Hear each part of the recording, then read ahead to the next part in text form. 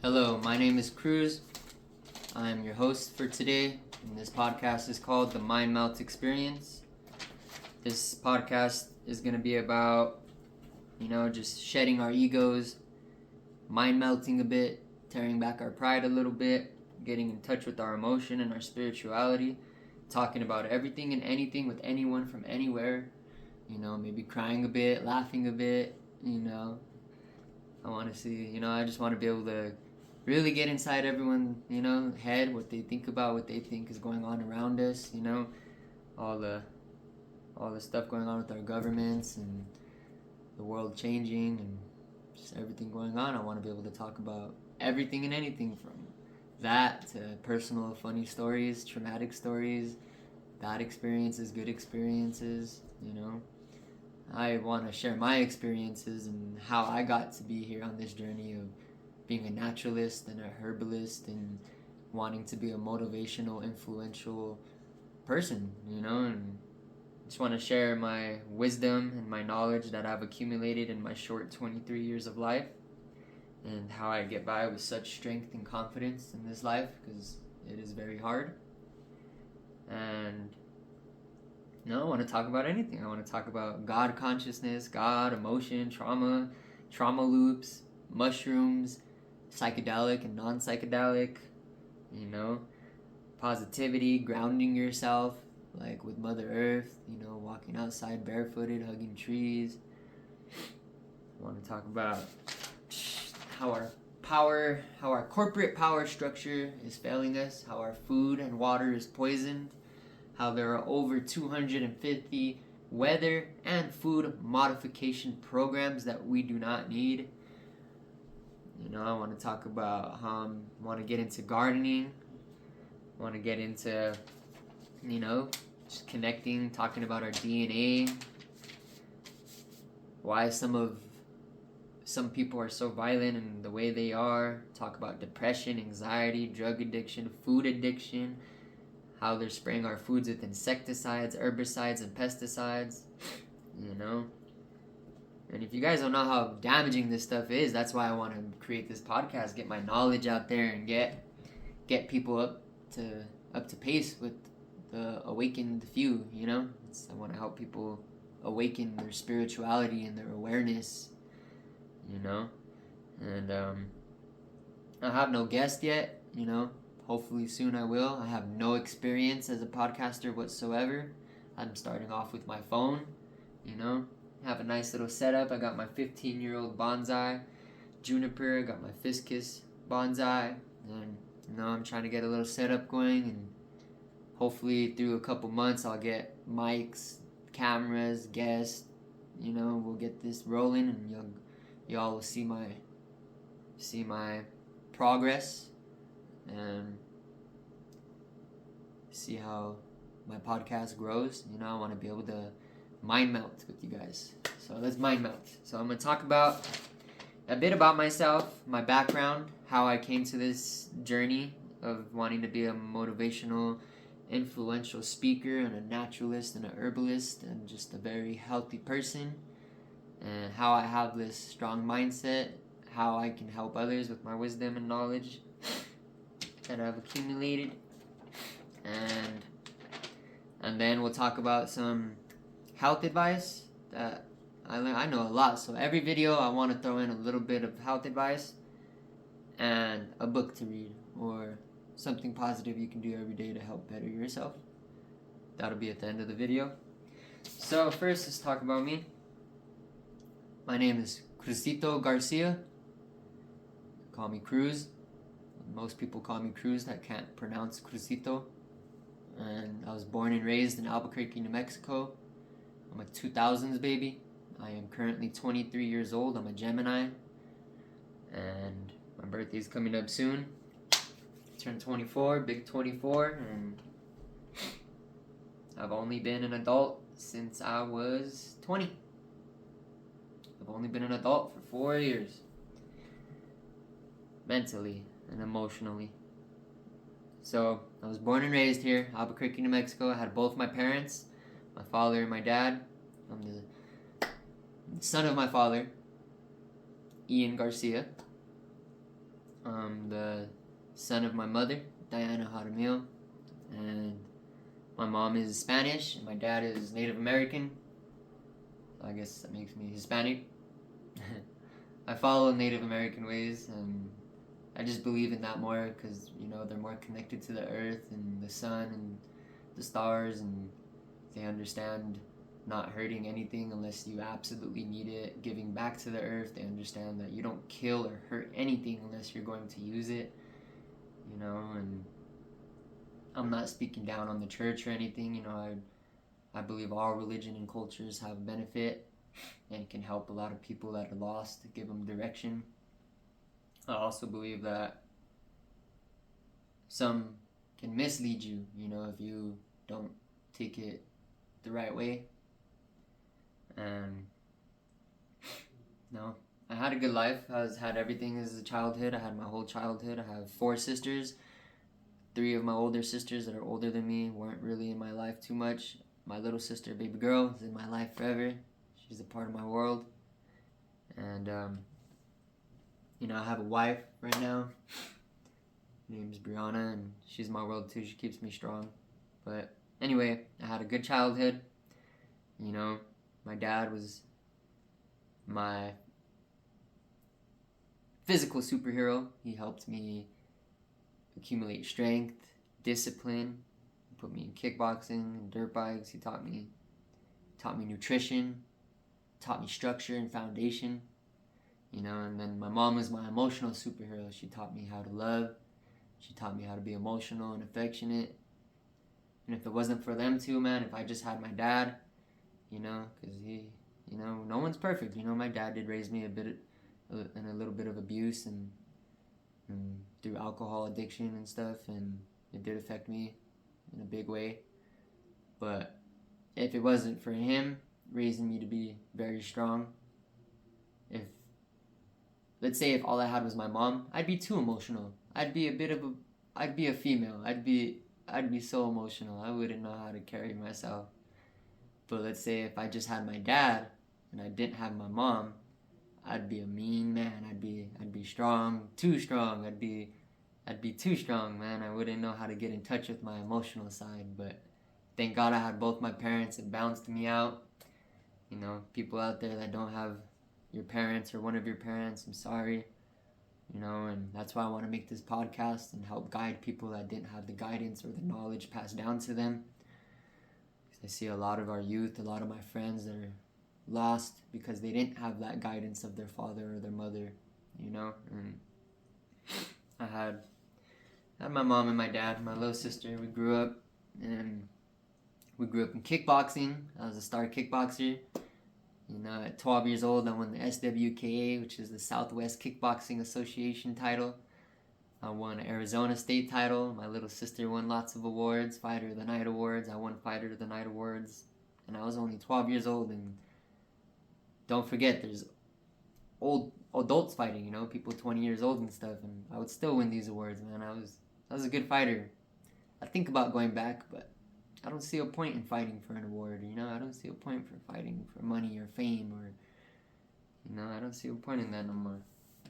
And I'm glad I can understand that at such a young age, But, had both my parents, grew up in kickboxing, riding dirt bikes. I love riding dirt bikes. I love being outside, But unfortunately, I was raised by society. My parents were always working and doing what they had to do to support the family and keep a roof over our head, keep us fed, keep us happy, keep us buying us clothes and stuff. But by them doing that, they weren't around enough, and society raised me. And that's another reason why I'm not ready to have kids yet until I can homeschool them and be with them every day so I can raise them. I don't want to see my kids raised by society the way I was, because I was raised wrong. I was raised wrong by society. I was taught to live without aim or direction, and I was really taught wrong by society. Like our parents are always at work and we go to school and we're just raised with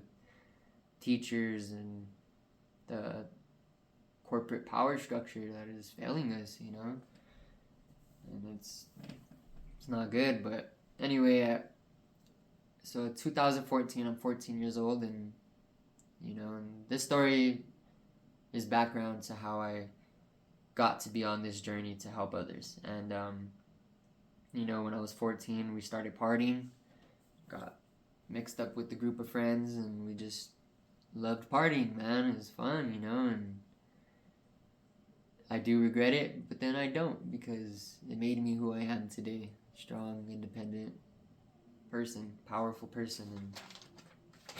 And we started partying, and it just started with alcohol, a little bit of coke, and it's sad how many people are blind to the addictions out here, man. Like in my city, cocaine is a cup of coffee for everybody, man. That's America's cup of coffee, man. Like literally, that and alcohol, man. Everyone, it's sad. That's why I want to make this podcast, and maybe I can help get in touch with people that are on the same page with me, and I can get in touch with that community and start hanging out with people that are on the natural, holistic, path, because I see everyone out here in my city, all they do for fun is get drunk and watch football, or get drunk and watch fights every weekend, or get drunk and go out and get drunk and do coke and this and that. And that's not the way to live, man. That's not living. That's dying.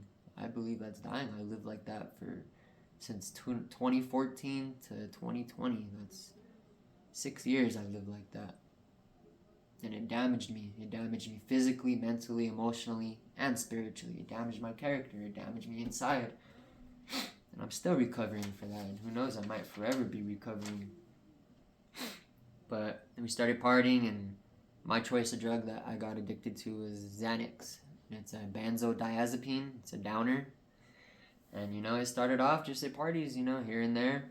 Just a little pill, pop a pill, and you feel more drunk, you feel loose, have a good night, wake up feeling good, no hangover, and that's how it started. And then it started from once a month, once every few months, to every weekend, to every 3 days, Friday, Saturday, Sunday, to every day, to the point I got sucked up. I was super skinny, weighing 100 pounds, and I was addicted to benzodiazepines from 2014 till now, 2024.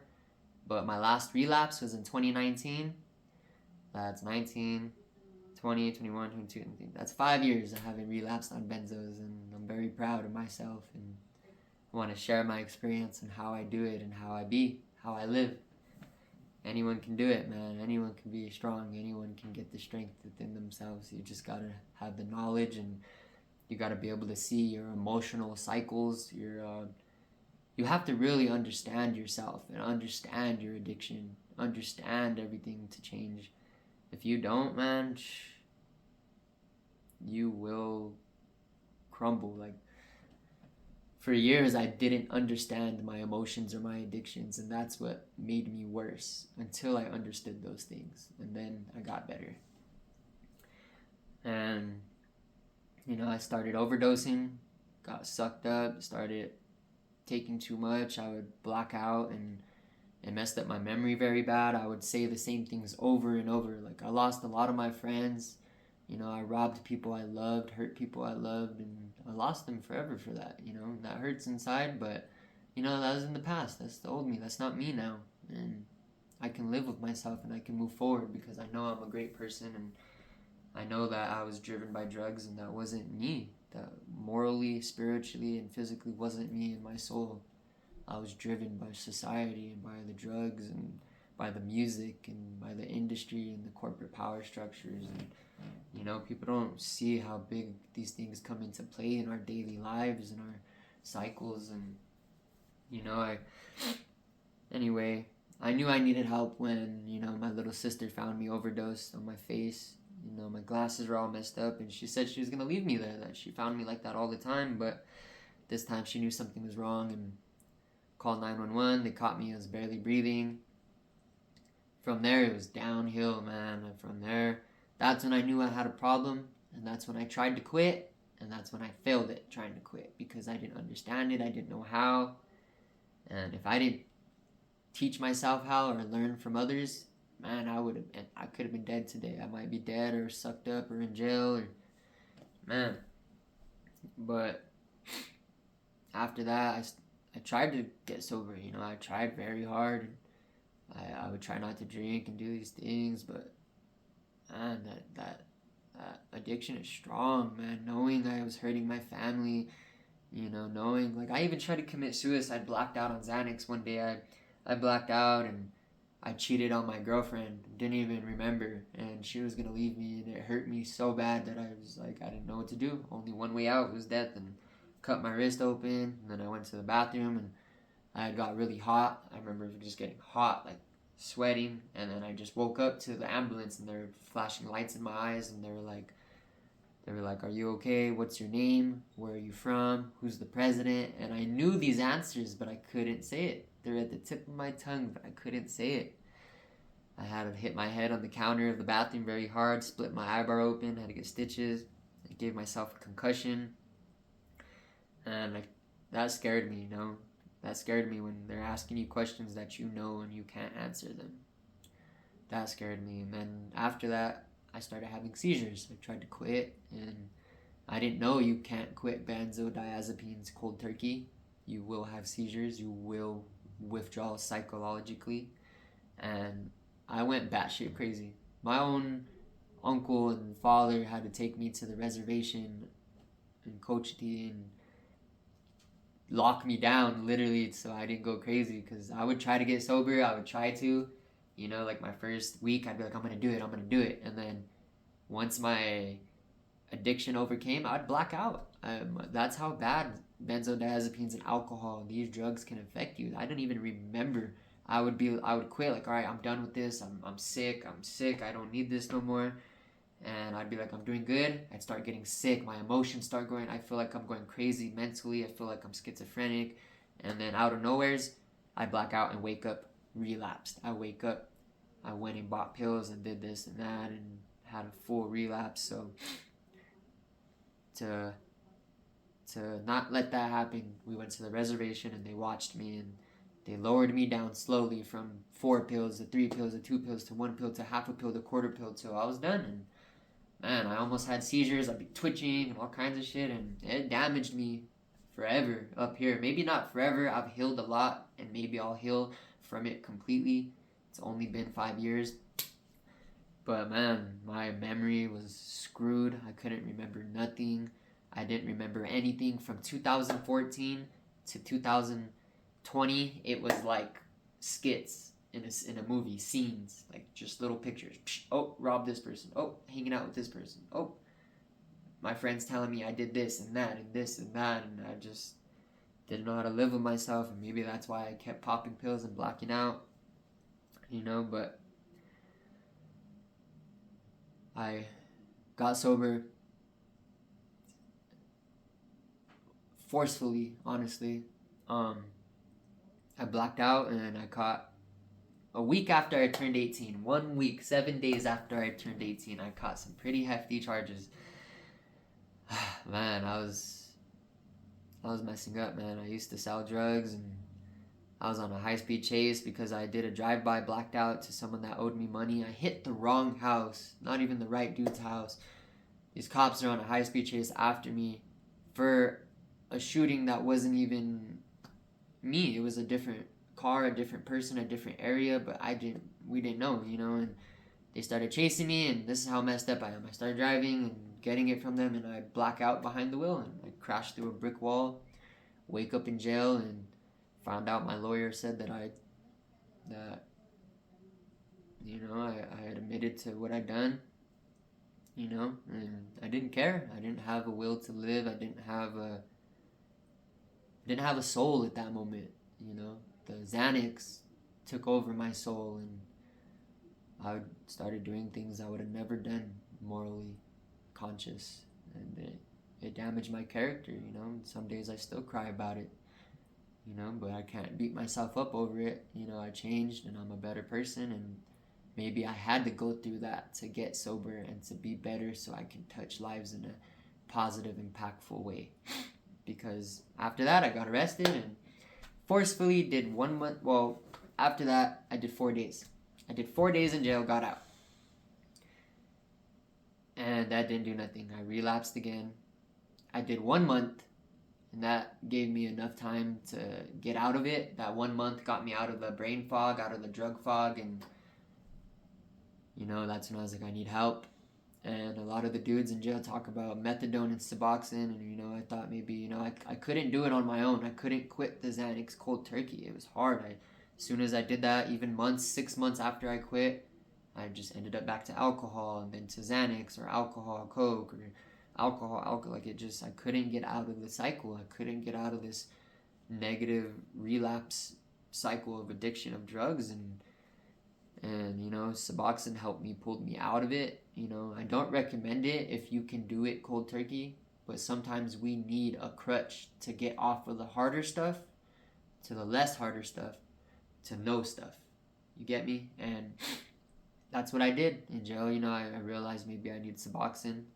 It's a opiate blocker. It does get you high a bit, and it makes you also sick and nauseous, but it stops the withdrawals and helps you cope and get back into reality, get some structure and foundation, a job, money, so that you can successfully get off of these drugs without feeling like a piece of shit for everything I've done, and that's what helped me. But I got out and I got on Suboxone, and I was sober for a year. 2018 to 2019, I worked at Bob's Burgers. And before that, I worked at Taco Bell, but that was only for a bit. That's when I relapsed and cut myself and went to jail and then to the psych ward. And it's crazy how far I've came. But I worked 1 year at Bob's. I was about to become a manager, and then I got one of my best friends, Ivan, got me a job at a homeless shelter, the West Side Emergency Housing Center, and I was like, shoot, I'll go over there. Sorry, Bob's, I quit, and they were hurt, but I went to the shelter for 1 year, and that's where I relapsed, because man, like, I didn't realize how much I didn't realize, like, when you're an addict and you're in the middle of recovery, you're very perceptible and gullible to other people's influence, and I didn't know that. I thought I was just ready to be sober and no one can fuck with me, I'm strong.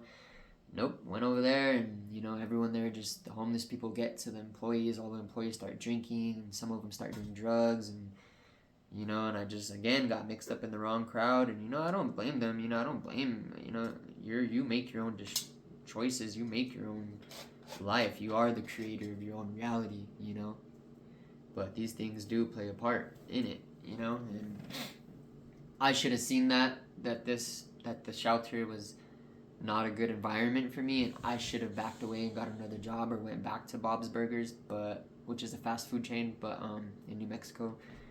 But I didn't understand that at the time. I just thought, hey, I'm having a relapse, like this is me, this is just me, and it wasn't me. I relapsed again, 1 year sober, boom, relapsed on benzos, on clonazepams. It wasn't Xanax this time, it was clonazepams, and I believe they're not as strong as Xanax. That's why I was able to pull my head out of my ass again. And I've been on probation, this time. After I did those shootings, I got put on drug court for 5 years. And I was doing very good after my relapse in 2019 at the homeless shelter. I got sober. I relapsed for about a month, got sober. I was like, I'm done. I met my new wife, my new girlfriend, Brianna, at the homeless shelter. We had the same schedule, same days off, same everything. It was good, but I still relapsed, man. I still couldn't handle my emotions and my negative cycles. I still didn't understand myself enough, and I relapsed. But she helped me, she helped me see the light at the end of the tunnel. She was a very happy, positive person, and in my eyes was one of the first more mature girlfriends I've had, and I seen that I needed to mature for her and with her to stay with her, or I'd get left in the dust. So that's what I did, and got sober in a month. We were doing good, working, and man, this is when I got incarcerated for 2 years. I got shot. It was totally unexpected, man, and that's why I tell people, don't take your life for granted. Appreciate everything. Appreciate that you just have a roof over your head, and that you have food in your belly, and that you got a home and family and friends to talk to, and you got a life, because man, there's people out there that don't got nothing. There's people that are dying in the streets, homeless. There's people that are wishing they were dead in a cell, in prison, in jail. And man, see, I forgot my train of thought. Memory, man. I forgot what I was talking about.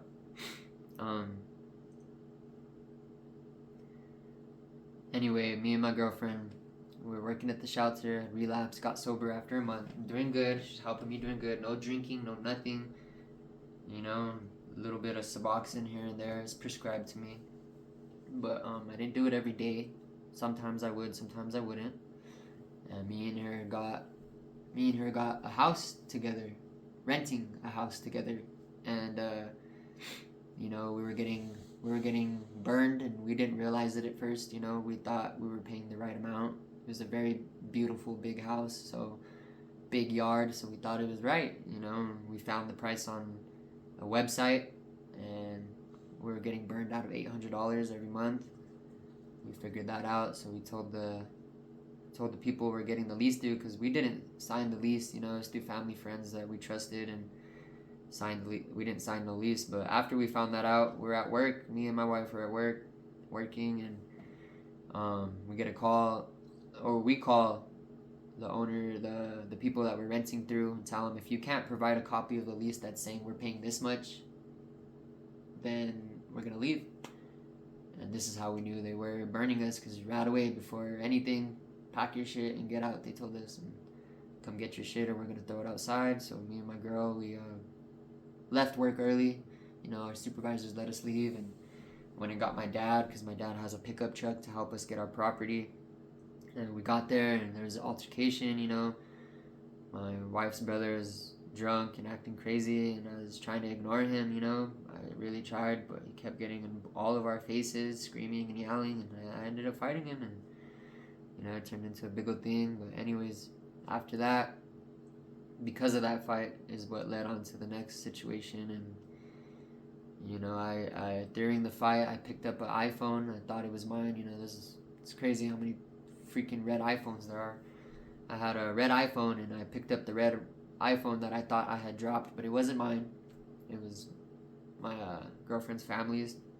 So we go to drop off the red iPhone. You know, I thought it was mine, and it wasn't. So, you know, I'm not no thief. So we went and we took it. We went to go drop it off to them, and while we're waiting, my wife's sister's husband parks behind me really fast in a truck, skirts, gets behind me, and before I can do anything, I look to my window, and he's punching me. Boom, boom, boom, hitting me, just socking me, and then he goes for his pistol, starts pistol with me, and I'm like, didn't know what to do. And I grabbed my, he also grabbed my doors were locked, my window was open, he opened my car door from the inside.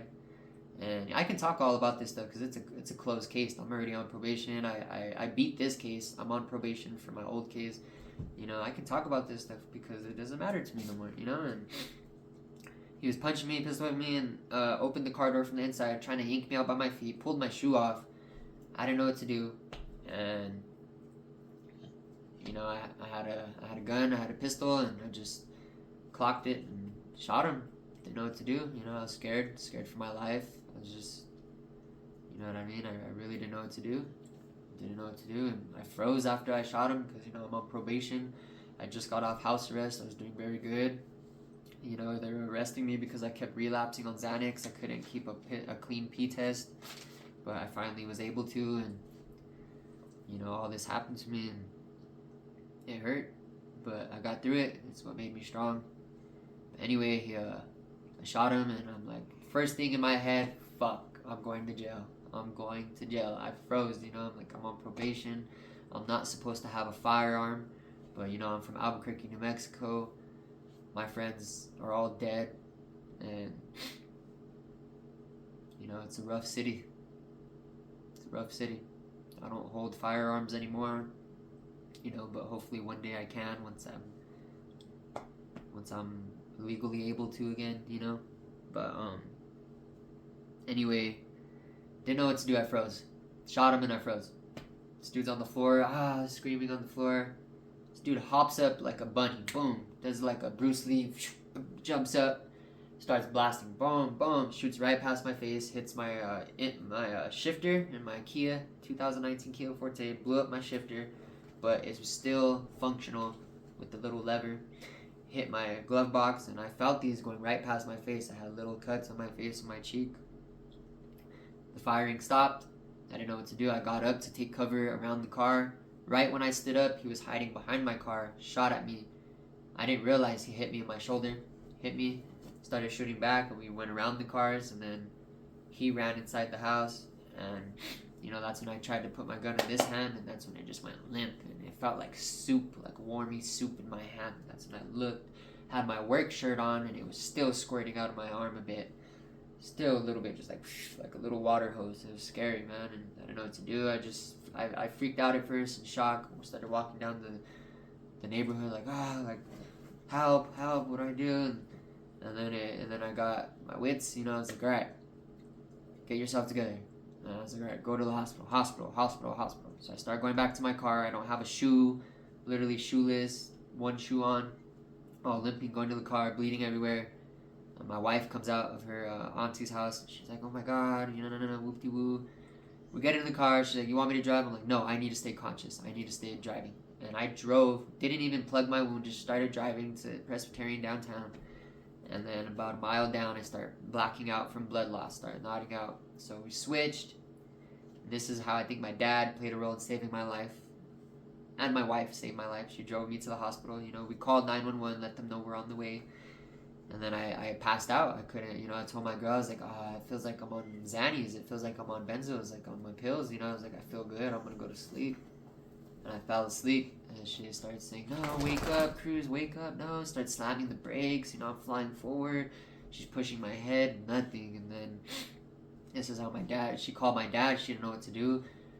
She's flying on the freeway, calls my dad. And all I hear is, Cruz, wake up. And boom, I remember, my dad, just your dad, the trauma of him coming home mad some days or something, and it woke me up right quick. I woke up right out of it, like, whoa, and pain too, because it didn't hurt at first. It felt good. I felt relaxed. I felt tired.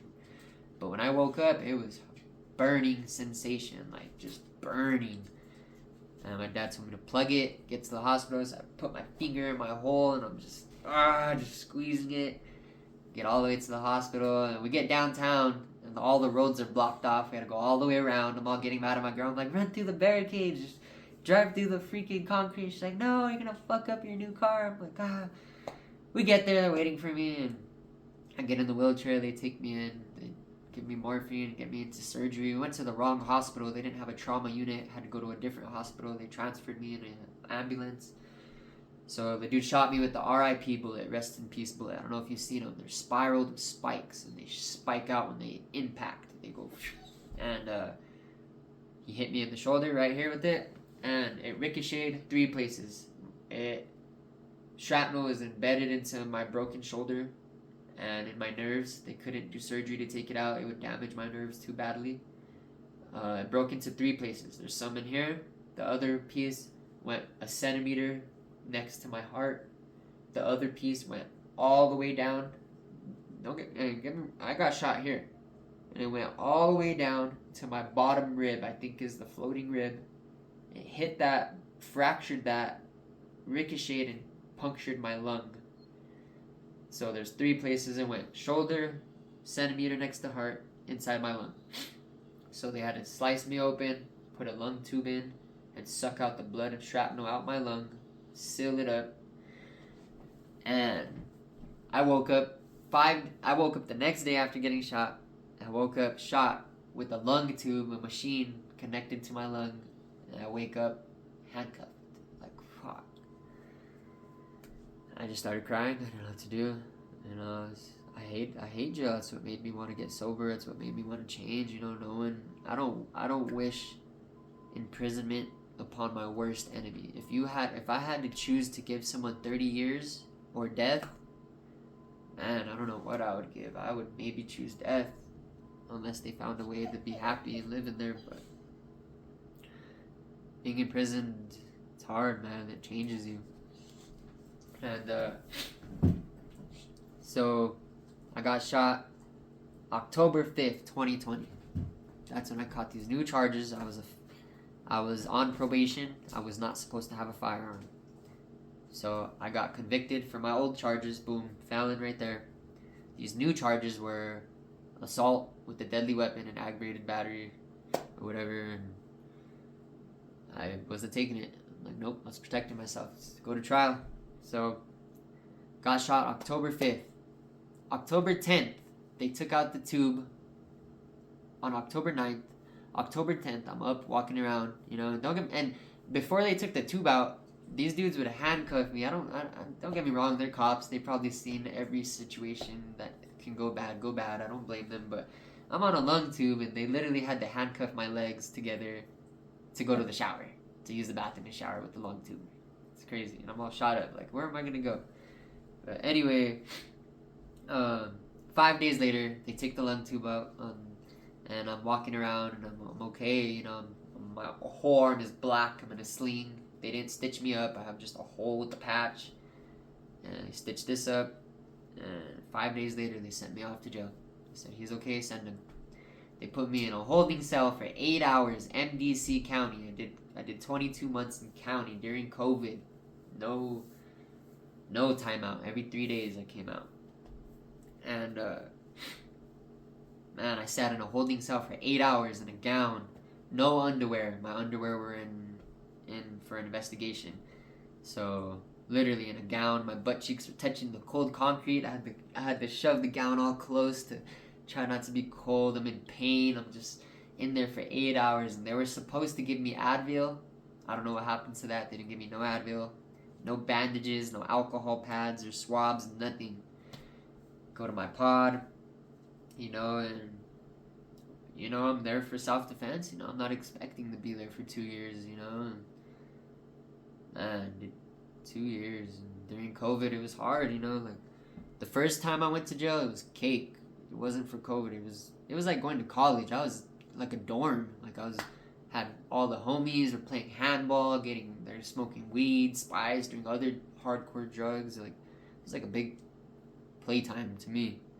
But this time it was hard, man. A lot of the pintos from prison, a lot of the old school homies from prison told me that we did time like murderers that were psychopaths that killed cops and did crazy shit that were put in level 6 where you don't come out every day. You're locked down all day, every day, 23 hours a day. And you get 30 minutes to an hour out to shower and eat by yourself. Maybe get some outside air. And that's what I did for 2 years. My first year, I came out every 3 days, 15 minutes, and you ran to do everything. You ran to put your hot water in the microwave, ran to get the broom and to mop your room, ran to the shower, and you got 2 minutes to shower because the timer's already going off. And if you start the timer on the next inmate's room, then you start taking up their time, and that'll get you beat up or hurt. So gotta be quick, and I lived like that for like 8 months, and then we finally moved to like an hour a day tier time. So if you're on the bottom tier or the top tier, second story, during the day, if the first story comes out, then during the evening, second story comes out, or it switches every day. And we did that for about another year, and then right before I got out, we started getting 2 hours in the day, 2 hours a night. So for my last 6 months, the most I got out was 4 hours a day. I learned how to play handball, poker, spades. I learned how to make bomb gel food. I learned how to make a lighter out of batteries and headphone wire. I learned a lot of things. I learned a lot of emotional cycles that these men go through and don't understand, and I believe that's why they can't get successfully off of these drugs and out of the prison system, is they don't recognize these cycles that isn't them. They feed into the influence of the world, and they don't know how to change that. And I learned from them. I watched these older men that are old and still in my position and talking to me, and I met old men that are no different from me, and I met old men that have wisdom and knowledge that I couldn't believe they had, and I believe that's why I picked up some of this knowledge, and that's why I want to tell a lot of people, structure, foundation, That's key. That structure, foundation, everyday exercise, health, nutrition, that plays a big role in trying to get sober and addiction.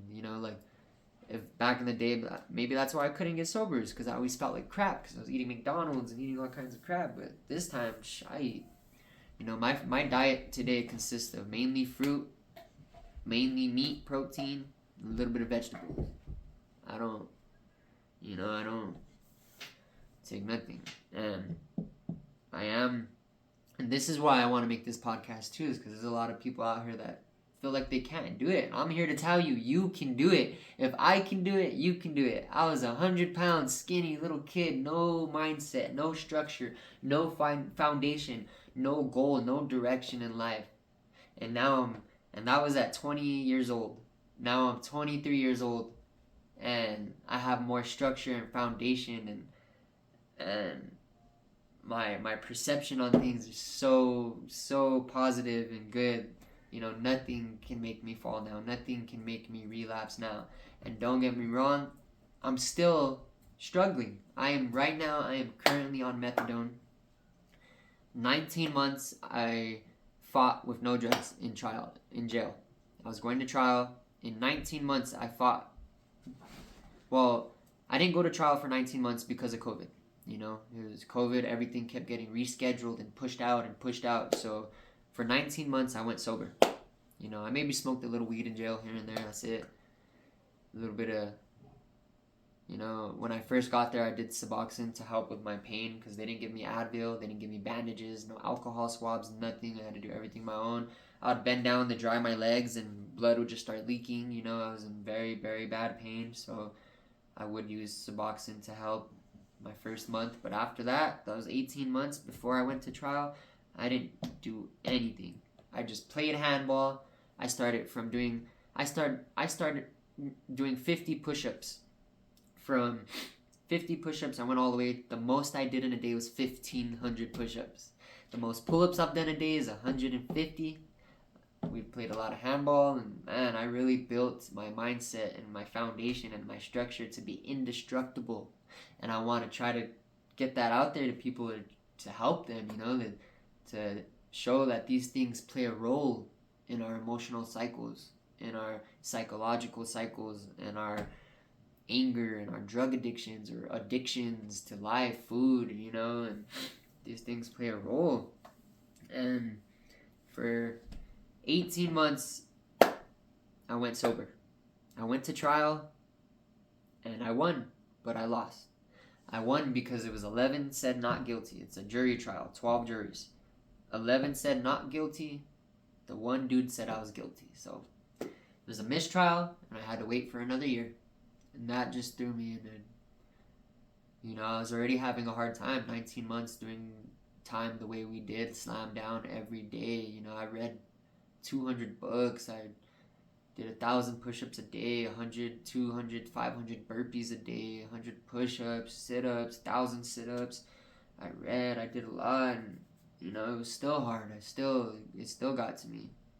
There at the end, I went to trial with hope, and I still had hope I was gonna beat it. But I was like, dang, it took me 19 months to go to trial. My trial date wasn't set for another year. I would have been in there 30 some months before I went back to trial. And since I was a drug addict, or since I have history of opiate and benzodiazepine use in the hospitals from overdosing and having psychological breakdowns and all that, I have a history. So every month they'd come ask me, would you like to be on methadone? And methadone is a lot worse than Suboxone, and I knew that, but I did not know that in depth. And now I very much regret getting on it because I'm still struggling. And I still do everything that I do. That's why I want to make this podcast and show y'all can do it. Anyone can do it if I'm doing it. I'm on methadone. 19 months I got on methadone after my trial. And the highest dose I got to is at 75 milligrams. And I've been out 1 year now. I started... Get this, I got on methadone at 19 months in jail. At 22 months, I got let out. My case got dismissed because they couldn't beat it. the DAs in San Francisco called my DA out here. They basically manage the DAs out here, and they told him, "You got nothing on this guy. Let him go." And they no-lead my whole case, and they let me out at 22 months. And like at 2 in the morning, they call my name, kick out, pack your shit and get out. I'm like, no, you guys are tripping. Like, I thought they were lying to me. I've seen them do that to people before. They mess with people and lie that they're getting out. They put them in the little Sally port where you go to get out for all night, and then they put them back in their cell. They lie to them, mess with their heads, and I thought that's what they were doing to me, but nope, I got out. Sure enough, called my wife, come pick me up downtown, 2 in the morning at 22 months.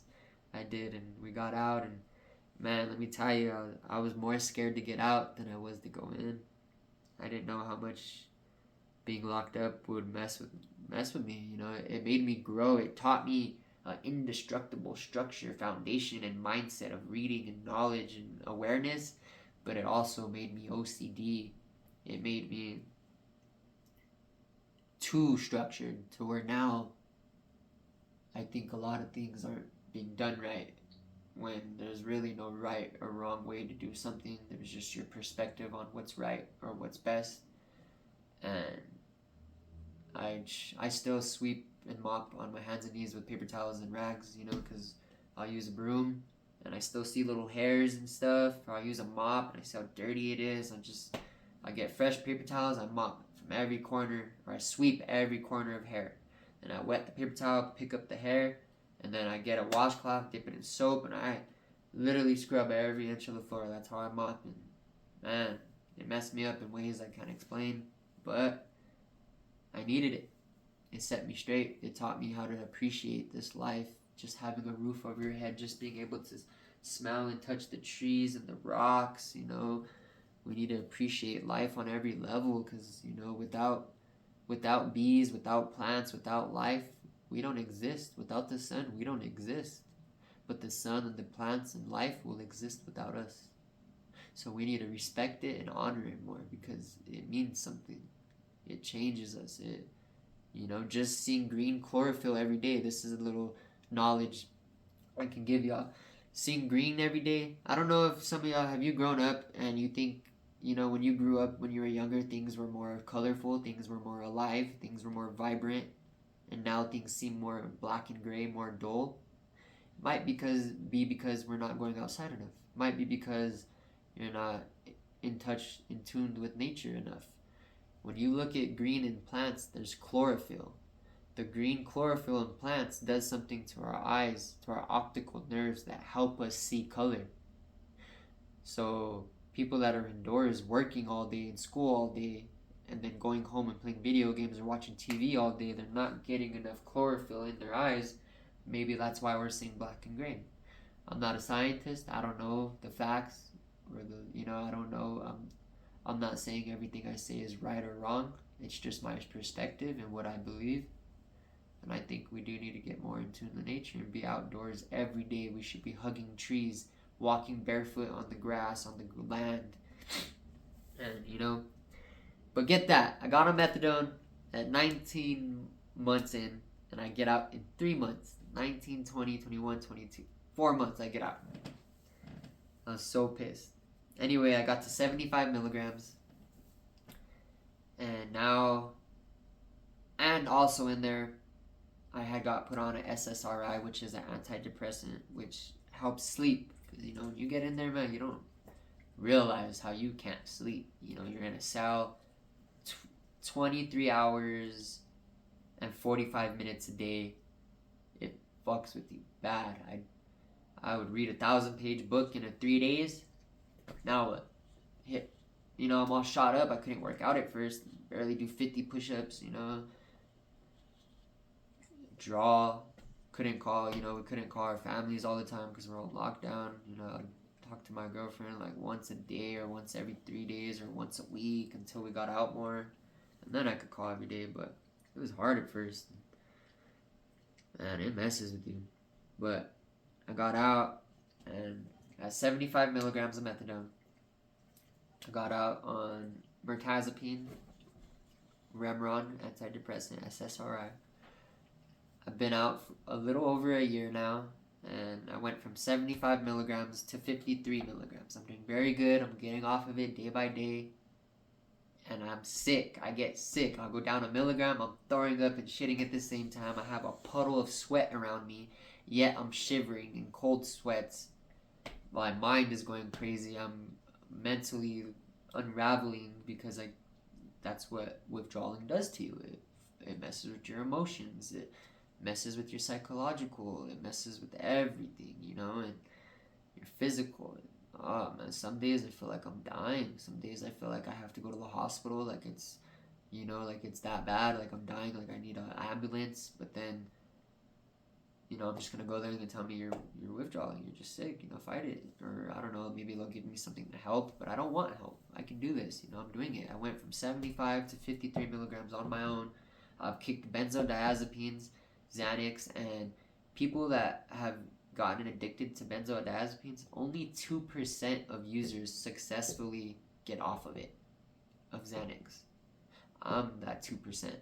Yes, I have a crutch right now with methadone and antidepressants, but for 19 months in jail, I found happiness, structure, foundation, and strength without it, and that's what I fight for now. I know I can do it now. I know I can get that back, and I'm still doing all this. I still garden. I still treat life with respect. I still exercise every day. I still read every day. I meditate and I get in tune with nature and grounding myself with the earth. And, I smoke a little bit of weed to help me have my medicinal medical marijuana card.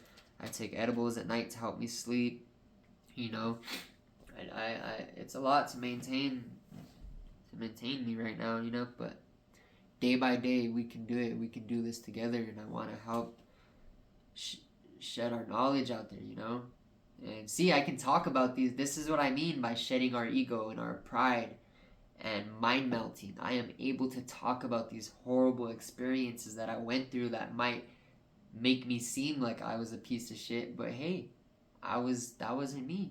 I was morally driven by drugs and addiction and our society, bad music that just talk about violence, sex, and drugs, and all these things. Of course, I'm gonna live a negative lifestyle, but I seen these cycles I was doing that wasn't me, and I learned how to pull myself out of it. I learned how to get the little Cruz back in me, that kickboxer, that dirt bike rider, that loving kid that loved life and plants and animals. I got that back by just trying to get in touch with that person again, and it works. I have asthma, and in a way I want to help people kind of wean off of asthma inhalers, because the butyrol inhalation I don't believe is good for us. I believe I even got myself addicted to inhalers. My lungs were dependent on inhalers at one point. Now I don't use an inhaler. Maybe once a week I use it. I use Clear Lungs. Check it out. It's all natural herbs that help clear out your lungs. You can also use mullein leaf or burdock root. It cleans out your lungs if you're a smoker or if you have asthma or OCPD or whatever that lung disease is, And when I also quit Xanax, I was mentally damaged. I slurred. I had a slurred speech. I had a speech impediment. I stutter. Like I get a twitch. Like I don't know if you'll see it in my podcast sometimes. I still have it, but it's healed a lot. I had a small vocabulary. My vocabulary went from here to here. I started cussing a lot. I was going in circles a lot. Couldn't understand it, and psychedelic mushrooms helped me a lot. One day I was like, I've done the research on mushrooms and how they can be beneficial psychologically and emotionally and spiritually, and how they can be 50-50. It can damage you or it can benefit you very good. And I'm one of the people that it benefited. I'm not saying everyone should try it, but it benefited me good. It unraveled my ego and my pride, and I had an ego death. I remember my hands were going like I had 10 fingers and it turned into butterflies. To make this short, that shroom trip helped me understand how we're all connected to life and plants and animals and air and water and the sun. It really taught me that we should all love everything no matter what. That's why I love everybody, no matter the good and the bad. the worst politicians and the worst people in the world that are hurting, murdering people, I still love you because, you just have a messed up perception in life and the negative influence overtook you and you didn't understand that. Still love those people, like, I hope they change, hope they get themselves out of that. But anyway, if you're having a problem of memory, speech, vocabulary, focusing, I recommend psychedelic mushrooms. And if you don't want that psychedelic effect, if you don't want to trip per se, take natural mushrooms like lion's mane. They're all natural. What I mean is non-psychoactive mushrooms. Lion's mane, cordyceps, ginkgo, all those mushrooms help support cognitive memory function and focusing and everything. It helped me. It helped get my slurring away. It helped me remember vocabulary that I didn't even know I knew. Another thing, if that doesn't work, if the non-psychoactive or the psychoactive mushrooms do not help you with your psych and your emotion and spirituality and your awareness and awakening you to the things around us, if you need a little bit more of a push, I would say try some Alpha Brain. I learned it from Joe Rogan. I really like the things he practices and does. It's all natural. It's a little, I'm very caffeine sensitive. I'm very sensitive because I did a lot of downers. A little shot of coffee will make me like I'm on cocaine. So, I only take this if I really need it, like to work out or to do something. Other than that, if I want to have a relaxed day and I still need my brain to be helped, I take just the lion's mane or ginkgo or cordyceps or something. If you need help relaxing at night and you want help with muscle growth too, ashwagandha is a very good thing. And also, very recently, I've been having some, drugs messed me up bad. I've been having some heart problems. I've been having premature ventricular contractions. And I believe I can heal it myself. I'm not going to take no prescribed medication. I believe in herbs and holistic methods and remedies and naturalistic ways.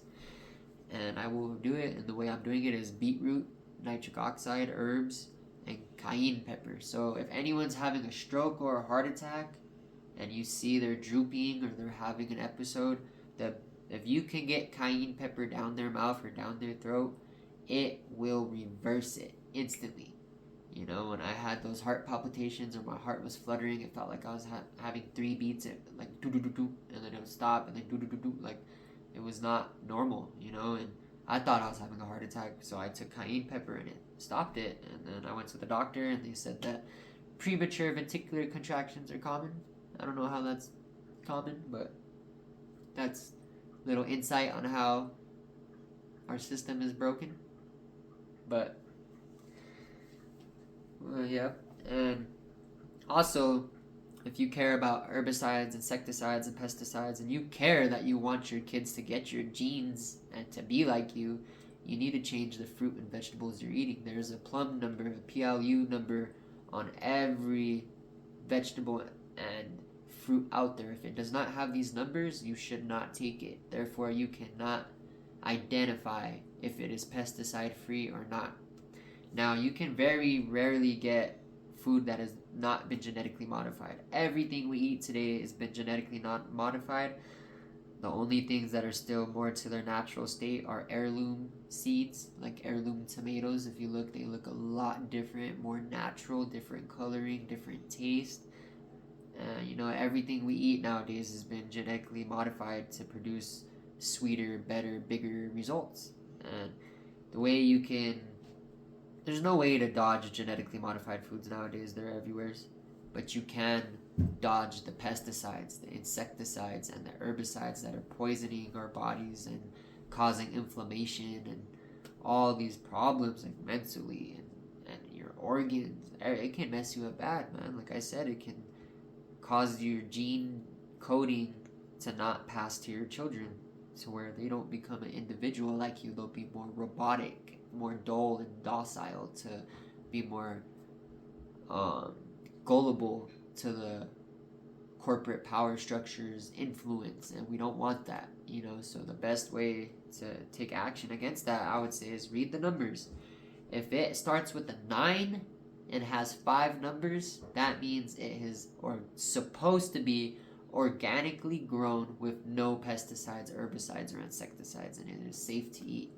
Therefore, it does not mean it might still be coated in wax to protect it from going bad. So you should always wash your fruit, no matter if it's organic or not. But if you see the number starts with a 4 or only has 4 numbers, you shouldn't touch that at all. That's poison, and that will hurt your body and your DNA and your brain and your organs and inflammation. It will damage you. You should only get fruits and vegetables that start with the 9 and have 5 numbers. That's how you'll save yourself. And we need to better ourselves every day, to feel better, like for people that are going through addiction, depression, anxiety, or just maybe someone that's getting off of an antidepressant. That can be very hard too. You need to have these 3 things daily. And what I say is, I need to come up with a name for it. Maybe y'all can help me come up with a name. So you need to exercise 3 things daily: physical, mental, and spiritual, emotional. That's you need to do fundamental things. And even in it, look at fundamental, break that apart. Fun to mental. It is fun to do mental good things, and is good for you. So every day you should do something, exercise physically, whether that be a 10-minute walk, a 10-minute run, or a 2-hour workout. Something daily. Exercise, that's 1. Second, mental workout, mental exercise. Read a book. I have some books I would suggest reading. The Art of Living by Thich Nhat Hanh, best-selling author of Peace is Every Step. Another good book is Negative Thoughts Happen: How to Find Your Inner Ally When Your Inner Critic Shows Up by Diana M. Garcia. I would also read The Human Laws of Nature by Robert Greene and The 48 Laws of Power by Robert Greene. Those are very powerful books. It will teach you how manipulation plays in our daily lives, how we do it, how to see it, and how to stop it, and how to, manipulation, that's bad. Manipulation is a form of predator. You're trying to go out there and manipulate people to get what you want or get your way. It's not right. We need to, only spread peace, love, honesty, prosperity, higher level frequencies. A negative energy or frequency cannot exist around a positive, enlightened, heightened sense of frequency, which is love, happiness, bliss, friends, family. And the negative would be hate, fear, jealousy, all those things. And we need to learn how to align ourselves more with the positive things in life, and you guys also need to, if you want to feel your best, wake up with the sun, eat with the sun, and go down with the sun. It's called look it up. It's called the circadian heart rhythm. You get your body, your heart, and your mind aligned with the sun and moon. These things matter. If you look at farmers use these ancient knowledge. Like, these things come from ancient indigenous tribes and Native Americans. Like, these have been passed down from a long time. Like, I don't know if you guys know the power of psychedelics, but like, I'm gonna tell you a story. So in the Amazon, the natives out there, they know how to make a psychedelic that can change your life, that can change you from being an addictive, manipulating, mean person and turn into a holistic, natural, spiritual, awakened, happy person that we should all be, and they learned this from the plants. The plants taught them. Before they learned, so get this, there's over 250,000 species of plants in the Amazon. How did these tribesmen figure out to mix 2 of them to create like a DMT substance? It's called not ashwagandha, it's called see, my memory is messing up with me. don't remember what it's called. Ayahuasca. So they figured out how to make ayahuasca. And before this, they would get this powder form of DMT. It's a plant. And they would get a bone, and I think it was like a tube, and they would snort the powder into another person's nose, and the DMT, the drug molecule form, the natural form, would go into them, and they would have this experience and see their body laying there, astral projection experience with, or out of the world experience, other entities, other dimensions, and understand I'm a spiritual being having a human experience. I'm not my body. I'm everything. I am God. I am spiritual. I'm having just a human experience. And in that, the spirits taught them how to make, they say the spirits or the plants or whatever, they taught them how to make ayahuasca, which is you mix these two plants and you boil them down together, and you have to have the right amounts and everything. And that's another form to have a psychedelic experience to where you awaken even more. So like, it's just crazy the knowledge that these ancient tribes have. And I believe every legend or myth comes from somewhere. Every fact comes from a legend or myth that once came from somewhere. I believe everything we are taught came from, I believe fire, water, earth, everything, it's alive. It's alive. It has a will, it has a, I don't know, it's not like us, but it's a form of life. And that's how we need to look at everything. I don't litter. I don't kick plants out of the ground. I don't pluck flowers out unless I'm going to use them. We all need to start taking practices like this and change the world together. We got to be the change we want to see. We all got to be the change we want to see. And, that's what I want this podcast to be about. And hopefully we'll get some, crazy stories in here, some traumatic stories, or, maybe we'll get some guests in here. We'll have some fun.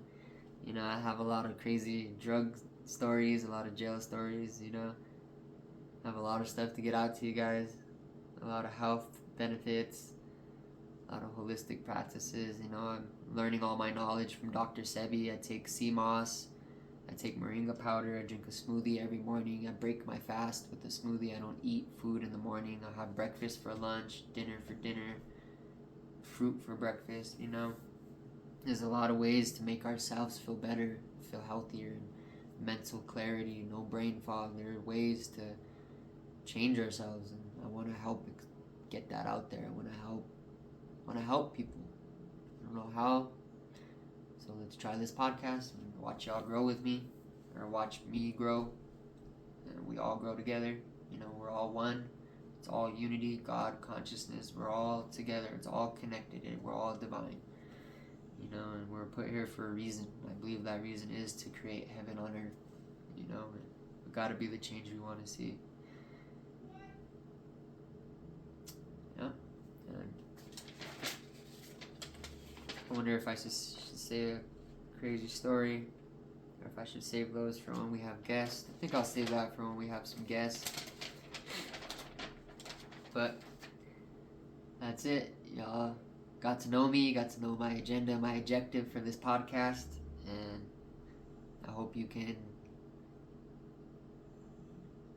open your mind to me, and let's continue to mind melt. Thank you for watching. Oh, please like and subscribe.